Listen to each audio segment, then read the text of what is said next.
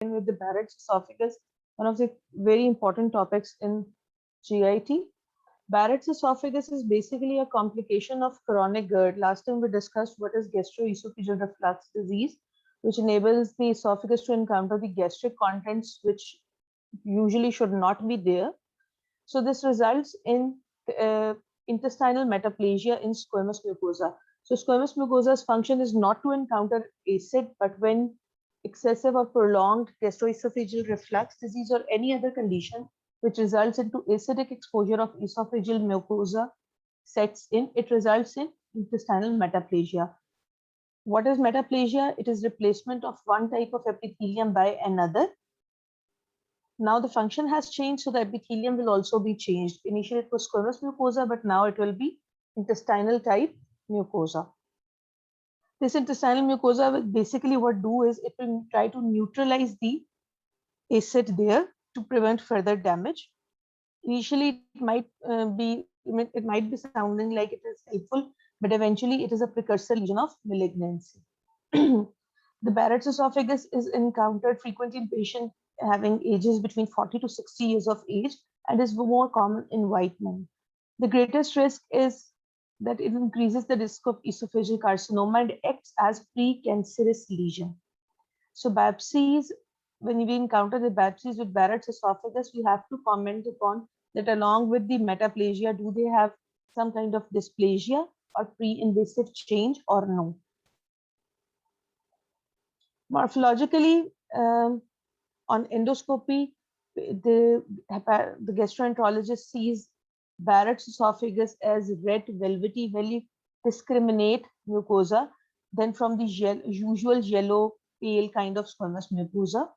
On microscopically, the metaplastic mucosa alternates with smooth, pale squamous mucosa and interfaces with light brown columnar gastric mucosa distally.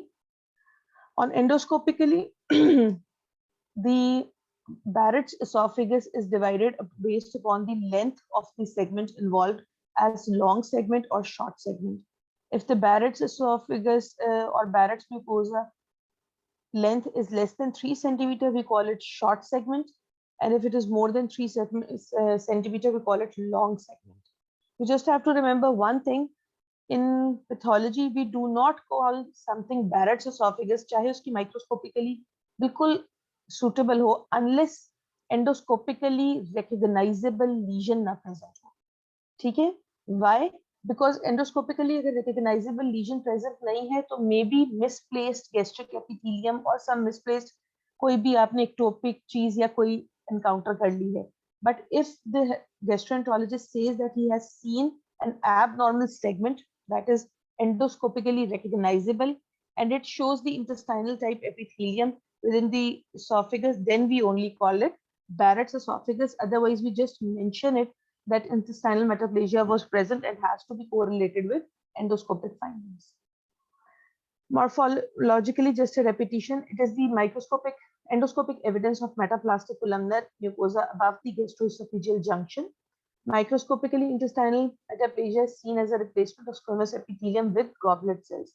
Goblet cells have numerous mucous vacuoles that stain pale blue with H&E stain, and gastric type alveolar cells are also present. Once we see the intestinal metaplasia, we have to comment it is whether a low grade or high grade dysplasia or dysplasia is absent. What is dysplasia? These are the abnormal or neoplastic changes occurring at the cellular level, which results in nuclear pleomorphism, aneuploidy, the cell's NC ratio gets disturbed. When this dysplasia is of greater extent but still limited to mucosa, it is called intramucosal carcinoma. And when it breaches the basement membrane and invades into underlying stroma, it is known as invasive carcinoma. So Barrett's esophagus is a fertile ground which can result into dysplasia or carcinoma. Clinically, the patient has features of the underlying cause that is in most cases GERD. Barrett's esophagus can only be identified by endoscopy and biopsy. If we identify dysplasia in Barrett's esophagus, the surveillance can be done by periodic endoscopy and biopsy. If there is intramucosal or invasive carcinoma, it will be requiring treatment like resection, esophagectomy, or further treatments like endoscopic mucosectomy. This is the normal. Can you see the picture? Please confirm.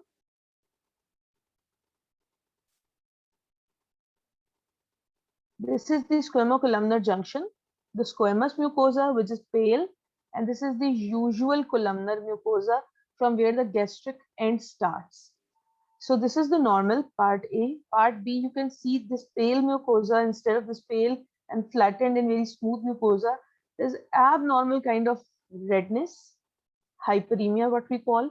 And now instead of this flattened kind of a surface, you can see similar roofs and curves like in the gastric. So this is the endoscopically recognizable Barrett's mucosa. And on microscopically, this has to be this part of, if you can see the lower part of the diagram, the squamous mucosa has to be like this. Columnar, but now this junction has developed columnar mucosa, which contains vacuolated cells. Ye vacuolated cells are the goblet cells and contain a alkaline kind of a pH, and it resembles the epithelium of intestine, therefore known as intestinal metaplasia. In this particular picture, we do not see any dysplasia or malignancy. This is Barrett's esophagus, squamous mucosa. Instead of the complete squamous mucosa, it has developed columnar mucosa with small vacuoles, and now the nuclei appear a little bit darker and stratified. So we'll now have to think about whether the dysplasia is occurring or no. This is how the dysplasia looks like in a more high power view. You may not see the columnar goblet cells now, but they were here around this area. This is the high power view of the same picture. Now you see that instead of normal columnar mucosa को थोड़ा सा इस तरह का होना चाहिए, basally located nuclei. These have started to stratify here, and further when you see they have developed rounding. What is dysplasia के बेटे characteristics जो होते हैं चार basic से. The nuclei get rounded and develop prominent nucleoli. There is stratification. NC ratio is being disturbed, and then you see the mitotic figures. These all four characters result in the at the cluster what we call as dysplasia. So this is how the dysplasia in Barrett's esophagus look like, and now it is a pre-invasive lesion. Next, we come to the esophageal tumors. There can be a number of benign malignant tumors which are being encountered in esophagus. Few are more common. The benign tumors, not very frequent or common, but include leiomyoma, fibroma, hemangioma, neurofibromas, and lymphangioma. Of all, leiomyoma is the most common. Next is the malignant tumors. Malignant tumors include most commonly squamous cell carcinomas, adenocarcinomas, undifferentiated carcinomas, carcinoid tumors, melanoma, lymphoma, sarcoma. But first two, squamous cell carcinoma and adenocarcinomas, are common. We'll start with the adenocarcinoma. The risk factor for the adenocarcinoma, one of the risk factors is precancerous lesion development of Barrett's esophagus. Usually obesity related or some other cause related reflux disease results in Barrett's esophagus. Tobacco use or exposure to radiation is an additional risk factor. Reduced risk is by fresh fruits, vegetables, and certain strains of H. pylori. This is kind of contradicting. The H. pylori acts as a precancerous fertile ground for stomach cancer, but is thought to act opposite in esophagus. इसकी कोई hard and fast reasons नहीं है. This is just a study and analysis. Pathogenesis is that Barrett's esophagus to adenocarcinoma occurs through an extended period through a stepwise acquisition of genetic and epigenetic mutations. It is not a one-day procedure, not a year procedure. It may take several years from Barrett's esophagus to develop into adenocarcinomas. Adenocarcinomas can also occur in absence of Barrett's esophagus, but they are very less in number or infrequently seen. Chromosomal abnormalities which occur, which result in the development of adenocarcinomas is p53 downregulation of cyclin-dependent kinase. So basically, these are the genes involved. ये पूरा cycle है, as you remember from your third year. The p53 downregulate हो जाता है, and then the cyclin-dependent kinase inhibition for CDKN2A or P16 are detected as early changes. Morphologically, usually they arise in distal third of esophagus. The upper 2/3 of esophagus usually does not show adenocarcinoma, and when it does, it is usually surprising. We assume that there was a Barrett's esophagus which has risen to the larger अच्छा segment मुझे and sorry no ma'am sorry वो by mistake हो गया था चलो my चलो morphologically they arise in the distal third of esophagus and an unconventional upper two third. They can invade adjacent gastric cardia, and when we see adenocarcinoma we usually tell the surgeons if the adenocarcinoma is lower third of esophagus, whether it is involving gastroesophageal junction or no, or is it involving stomach or no, because it has different treatment implications. Grossly, they may appear as raised flat patches, ulcerated tumors, or a larger mass. These tumors may infiltrate diffusely and invade deeply. Microscopically, Barrett's esophagus is frequently present adjacent to tumor, showing that this was the place from where it began. Tumor from glands, as in conventional adenocarcinoma. Whenever you read a word adenocarcinoma, adeno means gland formation. Carcinoma means it is malignant. Tumor forms glands and produce mucin, and tumors are composed of signet ring cells and are diffusely infiltrated. Sometimes poorly differentiated cells can be seen. So there can be a variety of pattern, right? Beginning from well differentiated to poorly differentiated. The more better differentiated, the more resemblance to normal gland will be there. This is a pictorial representation of esophageal carcinoma. You can see the pearly white squamous mucosa and then an ulcerated mass. Again, this is the gastroesophageal junction. The tumor is polypoidal, means protrude through. It has ulcerated surface and it is present in squamocolumnar junction. This is the adenocarcinoma picture. The first thing you should recognize is these is gland formation. And this gland formation is not normal because at even this power or this, you can see there are certain nuclei where staining extremely dark and show a very different appearance, very large pleomorphic kind of an appearance as compared to other. Then you can see gland differentiation. This is the lumen. So this is a neoplastic glandular proliferation, which in other words we call as adenocarcinoma. Clinically, patient will present with difficulty in swallowing or progressive weight loss. There can be hematemesis, chest pain, or vomiting. There can be a variety of symptoms related to where the tumor was located. In general, the 5-year survival rate is between 25 to 80% in those which tumor is limited to mucosa or submucosa. So again, the survival will be stage dependent. Occasionally, the adenocarcinomas are diagnosed in evaluation of GERD or surveillance of Barrett's esophagus. So patient may not be having symptoms, but there was a routine surveillance, endoscopic and biopsy surveillance of Barrett's esophagus, in which we encountered adenocarcinoma. The treatment will be again dependent upon the radiological imaging पे stage कैसी मिलती है. Next comes the squamous cell carcinoma, which is far more commonest malignancy of esophagus.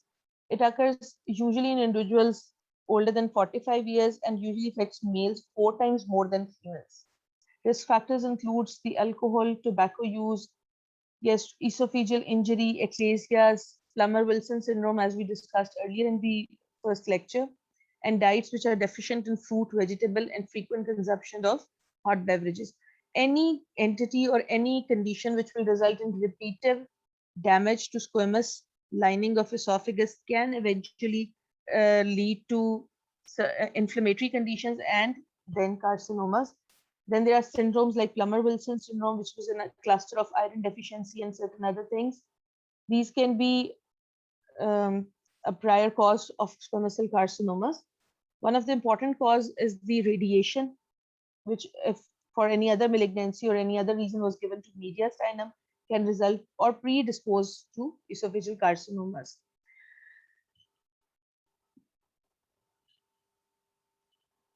The regions which are highest incidence of squamous cell carcinomas are Iran, Central China, Hong Kong, and South Africa.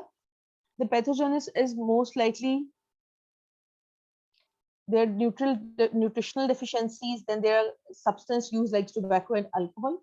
HPV infection has also been thought to put some part in this development. The recurrent abnormalities result in the amplification of transcription factors like SOX2, overexpression of cyclin D1, loss of tumor suppressor genes such as P53, E-cadherin, and Notch1. Of all these, आपको जो tumor suppressor genes हैं, you have just encountered in third year and read them in great detail. You need to remember these, that they are the primary event which actually begin the abnormalities at cellular level, and eventually when clustered in greater quantity result in the development of squamous cell carcinoma. The commonest half of the squamous cell carcinomas usually occur in the middle third of the esophagus. It can begin as an in situ lesion that is known as squamous cell dysplasia and then result in invasion. Grossly, they begin as small lesions, plaque-like thickening over the months to years. They form full tumor masses. They may be polypoidal, exophytic, and protrude and obstruct the lesion. So here, when the symptoms start beginning, जितना बड़ा size होगा, obstruction शुरू होगी, dysphagia शुरू हो जाएगा. Patient presents करेगा typically that he is unable to swallow. Other tumors that are either ulcerated or diffusely infiltrative lesions spread within the esophageal wall and cause thickening, rigidity, and luminal narrowing. Tumor may invade the surrounding structures. Microscopically, most squamous cell carcinomas are from well differentiated to moderately differentiated. This is not true. It can actually be poorly differentiated as well. Depend करता है patient ने आपको कब present किया है. The most well differentiated lesions squamous cell carcinoma है तो आप याद रखिएगा everything will be resembling squamous lining. That is squamous lining हम सबसे commonly देखते हैं skin में. It will be similar here. जितना डिफरेंशिएटेड वेल डिफरेंशिएटेड ट्यूमर होगा इतना वो नॉर्मल लाइनिंग को रिजेंबल करेगा बट डेफिनेटली उसमें कोई ट्यूमर के कैरेक्टरिस्टिक्स होंगे in well differentiated lesion the cells are hyperchromatic with vesicular nuclei epithelial and keratin pearl formation are seen in the cells. The most significant features of squamous cell carcinomas अगर आपको दो तीन याद रखने हो, these are large cells, polygonal, have vesicular nuclei, मतलब nucleus के आप आर पार देख सकते हैं, prominent nucleoli, which is what features are diagnostic of squamous cell carcinomas is epithelial and keratin pearl formation. We'll just show in the picture कि कैसे appearance होती है. Another thing which is significant of squamous cell carcinomas is presence of intracellular bridges. Histologically, they have a number of variants. You need to remember the names. They can be verrucous carcinomas, spindle cell carcinomas, or basaloid. Upper third of the tumor spread to cervical lymph nodes, middle to mediastinal and paratracheal, and lower third into gastric and celiac lymph nodes. For MCQ purposes, you need to remember that lymph nodes may drain over. This is how the squamous cell carcinoma looks like, and this pink whorled appearance is keratin pearl formation. When this pink whorled or dark pink appearance is limited to cellular level, it is known as individual cell keratinization, which is diagnostic of squamous cell carcinomas. When they form huge, large pearls, which can easily be recognizable at low place, they have a kind of this flowery appearance. So this is keratin pearl formation.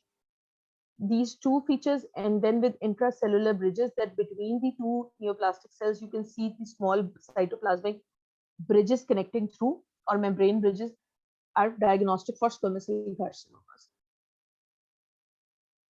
This is a little bit more moderate to poorly differentiated squamous cell carcinoma. Probably it has started losing the appearance or resemblance to normal squamous lining, but still you can identify that these are large polygonal cells with hyperchromatic nuclei, show somewhat kind of mitotic figures and dysplastic changes.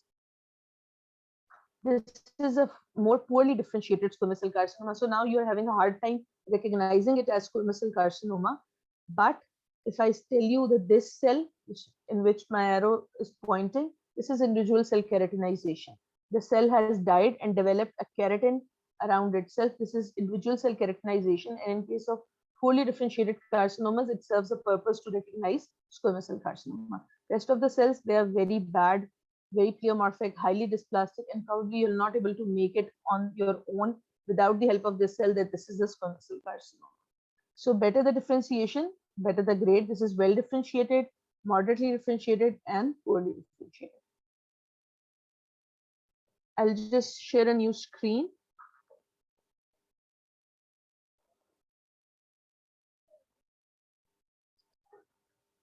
So this was esophagus, and now we will continue with the stomach. Do you have any questions? I can take them now. अस्सलाम वालेकुम ma'am, अभी तक कोई questions नहीं आए. ठीक है, I'll just continue with the stomach. So in the disorders of stomach, we'll again go with the similar sequence. That first we will discuss non-neoplastic gastric entities and then the neoplasias. Just a brief revision of how does the stomach look like. So it will be easy to you understand. Stomach is basically roughly divided into 4 parts: cardia, the portion that joins with the esophagus; fundus, the part that protrudes backward; body, the whole of the stomach; pylorus and antrum, where the stomach joins the duodenum. So it has 4 layers like other organs, the GI organs: serosa, muscle layer, which can be longitudinal, circular, and oblique; outer longitudinal, inner circular, and then oblique. Then there is submucosa and mucosal layer. So the stomach has this smaller cut, which is known as lesser curvature, and outer larger circumference, which is known as greater curvature. This was just a brief revision of how does the stomach look like.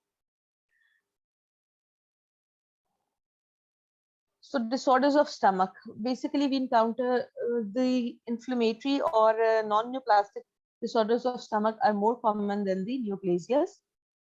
There are gastropathies and acute gastritis. We'll take them one by one. What do they mean? Gastritis is anything which has an itis in the end is an inflammation. In case of special pathology, you just need to remember appendicitis, gastritis, colitis means inflammation. Acute gastritis, it is labeled when neutrophils are present in the lesion. So for any acute inflammation, you need to see neutrophils.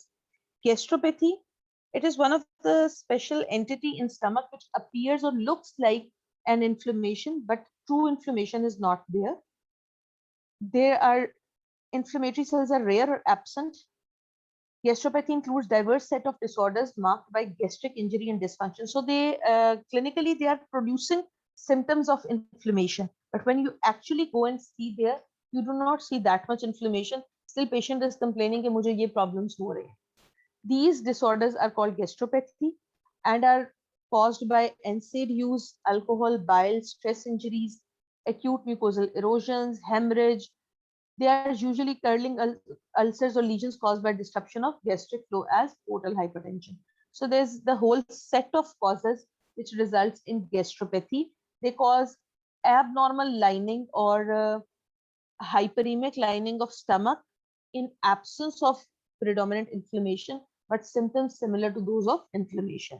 So this kind of an entity is known as gastropathy. Somebody can ask you what is the difference between gastropathy and gastritis. So the difference is the inflammatory cells are absent in gastropathy, whereas in gastritis you see inflammation. Hypertrophic gastropathy is a term specifically applied to diseases such as Meniere's disease and Zollinger-Ellison syndrome.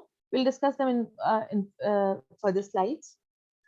Gastropathy and acute gastritis quietly share a similar pathogenesis. The only difference is between their morphology.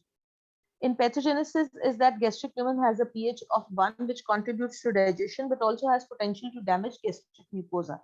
There are certain mechanisms which prevent us from developing gastric ulcers or getting that mucosa protected from the stomach within the lumen. These are number 1, the mucus gastric mucosa, जिसमें mucus secrete होगा, which forms a barrier between the luminal acid and the epithelium. Next is the rapid replacement of the gastric foveolar cells. That is, every 3 to 7 days, nearly whole of the foveolar epithelium of the stomach gets changed to maintain the epithelial cells. There are bicarbonate ions which secrete and balance the acid. Any disruption in these mechanisms, that is mucus का loss हो barrier में, turnover foveolar cells का खत्म हो जाए या bicarbonate ions damage हो जाए, will result in gastritis and gastropathy. And what are the causes which are going to cause the damage? Just as we discussed, this is whole set of reasons. The most common being NSAIDs. NSAIDs are non-steroidal anti-inflammatory drugs. Commonest जो हम बेटे बहुत ज़्यादा लेते हैं, Brufen, Declaron, all these result in this. और आपने frequently देखा होगा कि इन drugs के लेने के साथ patient फौरन ही जल्दी complain करने लग जाते हैं कि जी between epigastric pain शुरू हो गई है या reflux type के symptoms आ रही हैं. So usually the process is that you give a stomach protecting drug along with these painkillers to prevent gastritis or gastropathy. So what NSAIDs sorry do? to interrupt you, ma'am. Students message कर रहे हैं, slides are not moving. मैं दोबारा share कर देती हूँ. Okay, ma'am.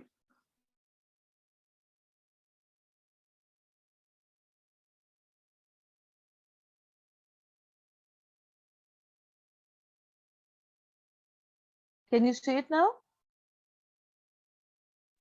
Ma'am अभी तक तो वो डिसऑर्डर्स ऑफ स्टमक तक की हैं, वही मैं डिस्प्ले में आ रही है। Okay.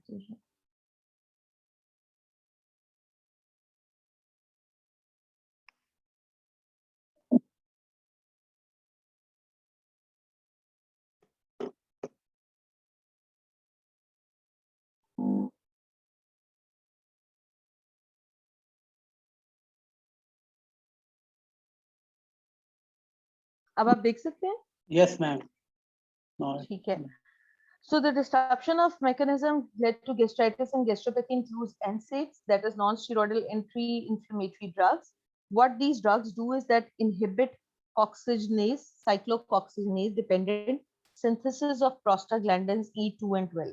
So they inflammatory cytokines and prostaglandins E2 and 12 इनको रोकता है by inhibiting cyclooxygenase, which stimulates all of the above defense mechanism including mucus synthesis. ठीक है. ये एक साइड इफेक्ट है. साइक्लोऑक्सीजनेज ने inflammatory cytokines को तो रोक दिया, but what they do is they also stop the mucus synthesis at the stomach level, resulting in gastritis. In uremic patients or patients with infection of H. pylori, there is inhibition of gastric bicarbonate ion transportation by ammonium ions, is that again resulting in the defective mechanism of protection and resulting in gastritis. In older patients, reduced mucus and bicarbonate ions can produce gastritis. Decreased oxygen delivery may account for increased incidence of acute gastritis in high altitudes. So this is the protection mechanism. Normal में जी क्या होगा? There is a mucus layer which forms over the foveolar epithelium. Stomach की जो top most layer होती है mucosa की, उसको हम फोवियोलर एपिथेलियम कहते हैं, and prevents from acid exposure. Then other defense mechanisms include bicarbonate ions which are being continuously transported through ammonia carrier into these cells and neutralize the acid. Then there is elaboration of prostaglandins which results in production of this mucus and prevents these the cells from damaging. किसके against? Gastric acidity और peptic enzymes के against. ये तो normal हालात है. In case of injury, H. pylori infection हो सकती है which will result in defective bicarbonate ion transportation. NSAIDs, drugs like aspirin, tobacco or alcohol substance intake, gastric hyperacidity or reflux disease. What they do is that they damage this protective barrier, the normal protective mechanisms, and result in damage or initially an erosion, then ulceration and full development of gastritis. The other diseases which can contribute to formation of this gastritis are those which result in decreased oxygen production or radical free oxygen radical, that is ischemia. Patient को generally ischemia, heart disease हुई, as a secondary effect उसको gastritis भी हो सकता है. Shock, any kind of shock, delayed gastric emptying reasons, और कोई patient को genetically कोई ऐसी reasons हैं because he has a tendency to develop the excessive acid production. This occurs in kind of Zollinger-Ellison syndromes वगैरह में, वो हम आगे पढ़ेंगे. All these cluster of factors can result into the increased damage or impaired defenses of gastric mucosa and result in gastritis. बेटा ये वाली picture आपकी बिग रॉबिन्स से है, you need to remember it. ठीक है, ये एग्जाम में frequently पूछ लेते हैं. Instead of writing essays and essays about what is the protective mechanism and pathogenesis of gastritis, this picture I believe is a very good summary of all those factors. So please do follow it and remember it. So how does the gastritis occur? अगर initially सिर्फ gastric foveolar epithelium erode हो तो we call it erosion. When it goes up to the muscle layer and imparts the full thick, not muscle layer, submucosa, the full mucosa is being damaged, we call it ulcer. So there will be an ulcer formation, there will be necrotic debris, there will be neutrophils surrounding those ulcers, granulation tissue formation and fibrosis, the usual picture of ulcer formation. Ulcer formation is bit an extreme consequence of gastritis. Usually जो normal gastritis हम देखते हैं उसमें सवाए inflammation के और underline cause से related reason जैसे H. pylori वगैरह के अल्सर्स जरा कम आते हैं अनलेस के गैस्ट्राइटिस बहुत सीवियर है. Morphologically, just a revision. Histologically, gastropathy and mild acute gastritis show moderate edema and lamina propria, slight vascular congestion, and few not neutrophils, along with lymphocytes and plasma cells. Surface epithelium may be intact. Foveolar cell hyperplasia is seen with corkscrew appearance and epithelial proliferation. This corkscrew appearance or epithelial proliferation is seen as gastropathy, जहाँ पे neutrophils नहीं होंगे, लेकिन corkscrew बड़ी जो है corkscrew मतलब होता है कि gland is very much convoluted. Appearance of gastric epithelium नजर आएगी. In case of gastritis, हमें neutrophils भी नजर आएंगे. With more severe mucosal damage, erosions and hemorrhage or eventually ulcer may develop. Erosion means loss of superficial epithelium resulting in superficial mucosal defect accompanied by mucosal neutrophilic infiltrate and fibrin. Hemorrhage may occur and lead to dark punctuate hyperemic mucosa. Concurrent erosion and hemorrhage is termed as acute erosive hemorrhagic gastritis, where large areas of gastric mucosa are denuded and these erosions are superficial. When erosion becomes deep, they are called ulcers. Clinically, patient may be asymptomatic or may have epigastric pain that responds to antacids or proton pump inhibitors. बहुत commonly जो हम use करते हैं omeprazole या जो पूरा ये group है. So this is again a revision, the difference between erosion and ulceration. Just a term revision, gastritis है जब आपका stomach का mucosa inflamed होगा और उसमें neutrophils नजर आएंगे. Gastropathy है with corkscrew appearance of surface epithelium होगी, but neutrophils इतने ज़्यादा नहीं होंगे. Acute hemorrhagic or erosive gastritis होगा when there will be erosion associated with excessive hemorrhage within the mucosa. So this is the erosion, superficial layer पे हो रहा है, और जो ulcer है, it is going beyond the muscularis propria. The difference is between the thickness of the or depth of the lesion. So can I time abhi? Can you please check how much time is left? I don't want to start. This lecture is till 9 o'clock. Yes, ma'am. 10 minutes are left. 10 minutes. Okay, we'll continue with the chronic. So more common entity. Can you see the chronic? Can you see slides moving? Yes, ma'am. Okay, we'll continue with stress-related mucosal disease. Stress-related mucosal disease बेटा can ये वो वाली entities हैं जिसमें body को किसी भी severe stress से गुजरना पड़े और as a result of gastric mucosal injuries आए. These occur in patients with excessive burns, intracranial disease, major surgeries, serious medical disorders like cardiogenic arrest हुआ है या कोई cardiac heart attack in common words जिसे हम कहते हैं, और severe physiological stress. This stress ulcer is most common in individuals with shock, sepsis, and trauma. Curling ulcers in proximal duodenum and associated with severe burn and trauma. Cushing ulcers, gastric, duodenal, and esophageal ulcers occurring in patients of intracranial diseases are termed as Cushing ulcer and have high incidence of perforation. In तमाम entities में बेटा underlying process यही है कि these were not primarily these diseases did not primarily hurt the gastric mucosa, but एक secondary effect है. Means for example ischemic heart diseases में या किसी trauma या burn के case में blood circulation disturb होती है and is free radical oxygen production होती है, which can result in the destruction of gastric mucosa. In Cushing ulcer, there are certain tumors in the brain which excessively produce glucagon or steroid-like symptoms, which as a secondary consequence inhibits prostaglandins and cause damage of the gastric mucosa. So they're not directly related, but उनके secondary effects आते हैं which produce stress, curdling or Cushing ulcers within the stomach. Now we'll shift from acute gastritis to chronic gastritis. Chronic gastritis, if in one word आप मुझे कहें, it is the most common disorder of which we encounter in stomach. अगर 50% मैं कहूँ कि बाकी entities हैं, rather 40%, तो 60% times chronic gastritis के patients आते हैं. Chronic gastritis causes include H. pylori infection. There can be autoimmune gastritis, radiation injuries, chronic bile reflux, certain mechanical injuries, systemic diseases such as Crohn's disease, amyloidosis, graft versus host rejection. Symptoms are less severe but more persistent. It is a typical long-term nausea, discomfort, but इसमें acute kind of symptoms जैसे hematemesis वगैरह इतने नहीं होते. So most common cause is Helicobacter pylori gastritis. H. pylori बहुत common term, अब तो layman को भी पता होती है. These are basically spiral shaped or curved bacilli. ठीक है? In gastric biopsy of patients having duodenal gastric or ulcers and chronic gastritis. H. pylori infection is associated with poverty, household crowding, limited education. ये सारी reasons क्यों लिखी हुई हैं बेटे? क्योंकि इसका फीको ओरल रूट है.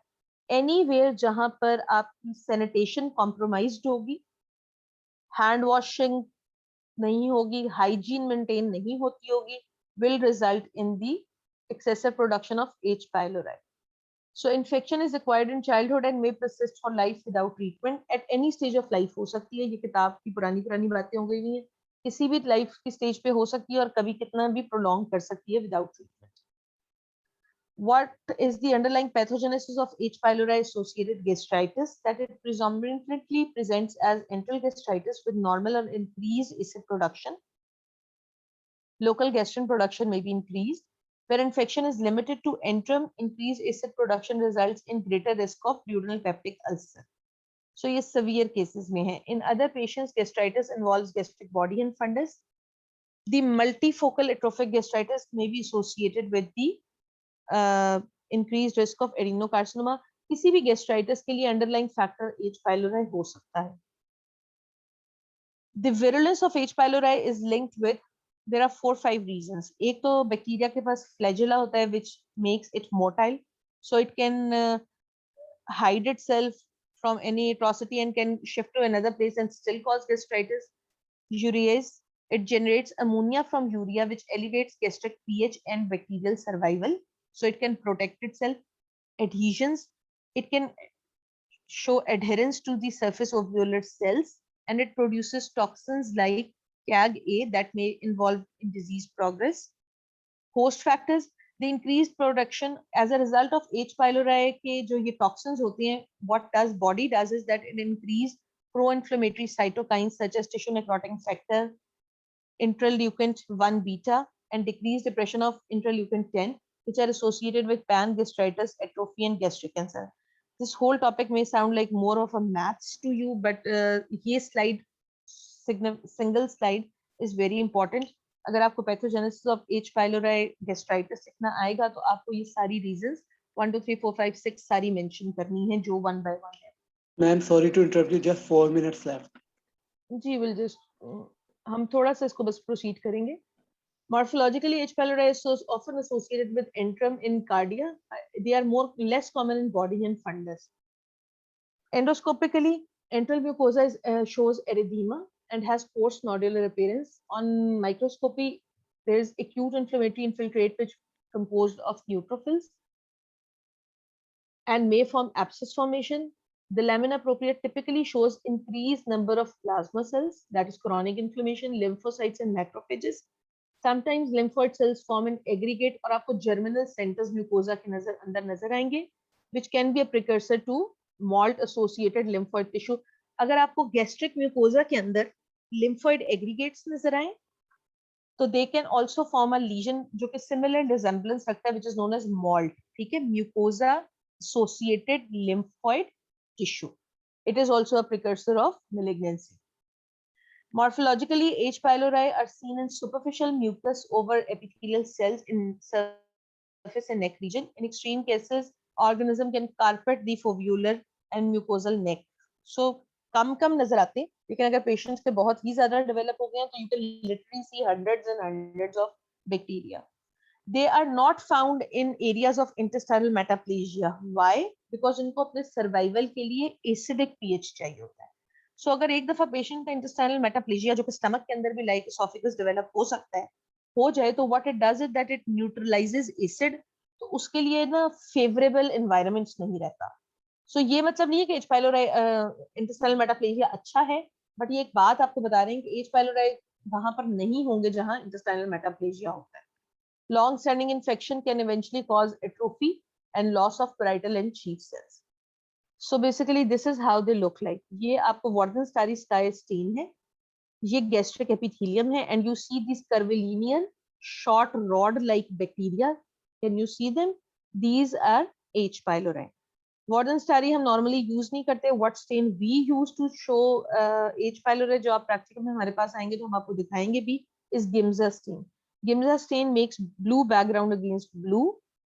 This is how it looks like. ये गैस्ट्रिक फोव्यूलर एपिथेलियम है, यानी कि स्टमक की लाइनिंग एपिथेलियम. और ये आपको बहुत सारी बॉडीज नजर आ रही हैं जो रॉड शेप हैं और स्लाइटली छोटा सा कर्व दिखा रही हैं, छोटी सी बे बना रही होती हैं. these are sorry H pylori. और यहाँ पे ये काफी सारे हैं. तो बहुत ज्यादा H pylori यूजुअली इंडिकेट करते हैं कि पेशेंट्स की जर्नली जो है ना, ये मैं आपको वैसे अदर दिन बुक बता रही हूँ कि आउटडोर ईटिंग बहुत ज्यादा है. तो एनीवेयर जहाँ पे आप लोग रेस्टोरेंट्स में और किसी ऐसी जगह से, कैंटीन से, यहाँ से आपको लगता है कि सैनिटेशन या हाइजीन कॉम्प्रोमाइज हो सकती है, या बाहर का खाना बहुत खाते हैं, तो H pylori can be a cause of gastritis there and a reason producing a set of symptoms. So we'll stop here at H pylori, and next time, okay, just let me finish this lab diagnosis. Histological identification or organism is done on biopsy specimen. So gold standard to identify H pylori is biopsy, but antibodies can be detected through fecal bacterial detection and urea breath test, जो अब हमारे पास kit भी आ गई है. Treatments is a long and excessive treatment by antibiotics and proton pump inhibitors. I'll just stop here, and in next lecture we'll continue with the autoimmune gastritis. I'll just request the host to, एक number मैंने आप लोगों से share किया है GR और CR से, ये डॉक्टर रिजवाना का नंबर है. आप लोगों ने इनसे पैथोलॉजी में कोऑर्डिनेट करना है for your practical purposes. Any questions? Yes, ma'am, there is one question. Ji. What are intracranial disease that lead to Cushing ulcer? बेटे ये बहुत सारे एडिनोमास होते हैं जो एंडोक्राइन एब्नॉर्मेलिटीज कॉज करेंगे, वो भी हो सकते हैं. और जनरली कोई भी ट्यूमर्स जो आपके सेंट्रल ब्रेन में हो, which can result in production of hormones like glucagon, या कोई भी ऐसी कंडीशन स्टमक में, इवन स्ट्रोक में भी, अगर इस्कीमिक कोई कॉज भी है तो भी, ऑल दोज स्टमक ब्रेन के कोई भी ट्यूमर्स या ब्रेन स्ट्रोक वगैरह हुए विच रिजल्ट इन बॉडी को फ्लाइट मोड में, फाइट और फ्लाइट मोड में डाल देंगे, ग्लूकागॉन इंक्रीज होगा, will eventually result into the ulcer formation in stomach. कोई डायरेक्टली लिंक नहीं है कि ट्यूमर कुछ रिलीज ऐसा कर रहा है जो कर रहा है. बेसिकली बॉडी उसको फ्लाइट एंड फाइट मोड में एज्यूम कर रही है, और आपका ग्लूकागॉन बहुत इंक्रीज होता है. ग्लूकागॉन या स्टीरॉइड, कॉर्टिसोल जब भी बहुत इंक्रीज होंगे, will compromise the gastric protective barriers and result in ulcer formation. Okay, Okay, ma'am, ma'am, lecture time is over actually.